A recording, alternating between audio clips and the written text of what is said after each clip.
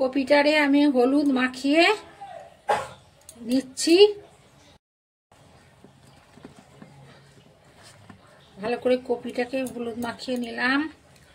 কড়াতে আমি সাদা তেল দিলাম আর বাটারটা দিয়ে দিলাম। ওতে তেল আর বাটারটা দিয়ে কপিটা দেবো, ভেজে নেব। বেশি ভাজা যাবে না, অল্প সামান্য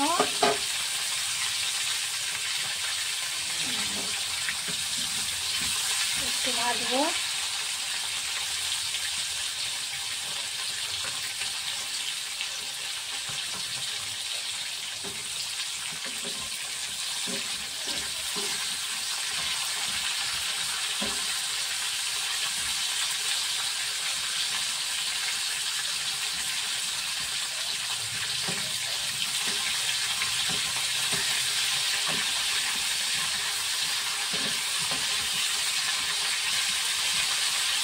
একটু ব্রাউন কালার হবে, নামিয়ে দেবো।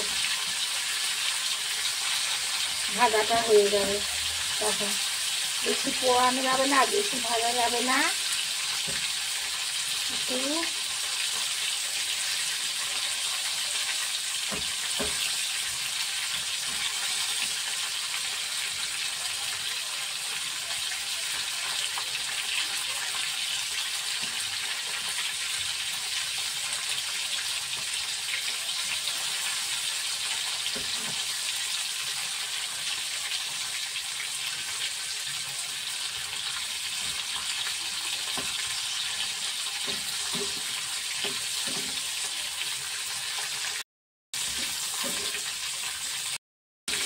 হয়ে যাচ্ছে, নামিয়ে নিচ্ছি।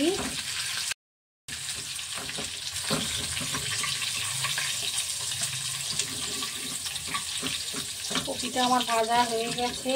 দেখুন এইরকম ভাবে পুরো ভেজে নিতে হবে, সম্পূর্ণটা পোড়ানো যাবে না। 60% হয়ে গেছে,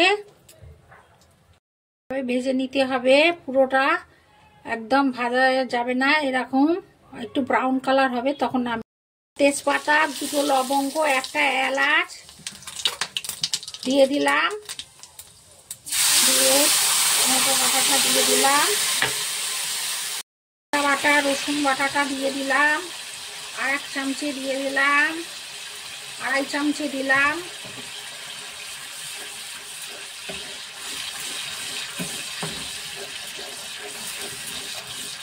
রসুন বাটাটা দিয়ে দিলাম। নুন, জিরে গুঁড়ো, ধনের গুঁড়ো আর লঙ্কার গুঁড়ো, সামান্য 1 চিমটে হলুদ গুঁড়ো দিলাম।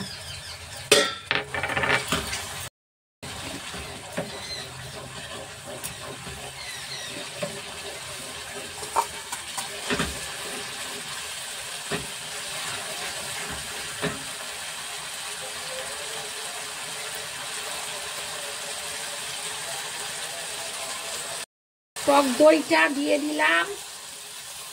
ভালো করে মিশিয়ে নিতে হবে, নেড়ে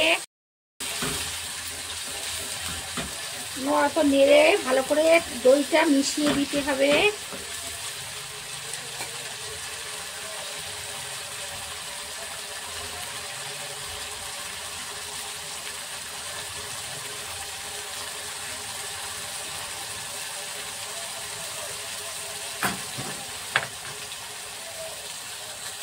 মগজ, কাজু, পোস্ত বাটাটা দিয়ে দিলাম।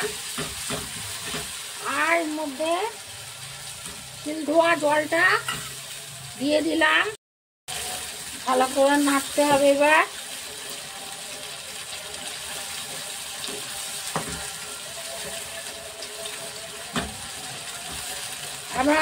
আমার রান্না যদি আপনাদের ভালো লেগে থাকে, আমার চ্যানেলটাকে লাইক করবেন এবং কমেন্ট করে জানাবেন, সাবস্ক্রাইব করবেন বন্ধুরা।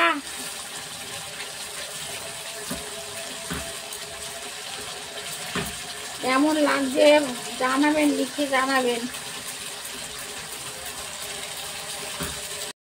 কেমন লাগছে বন্ধুরা লিখে জানাবেন, কমেন্ট করবেন, সাবস্ক্রাইব করবেন আমার চ্যানেলটা। কপিটাকে আমি দিয়ে দিলাম। ফুলকপিটাকে আমি দিয়ে দিলাম, দিয়ে এবার একটু নাড়ব।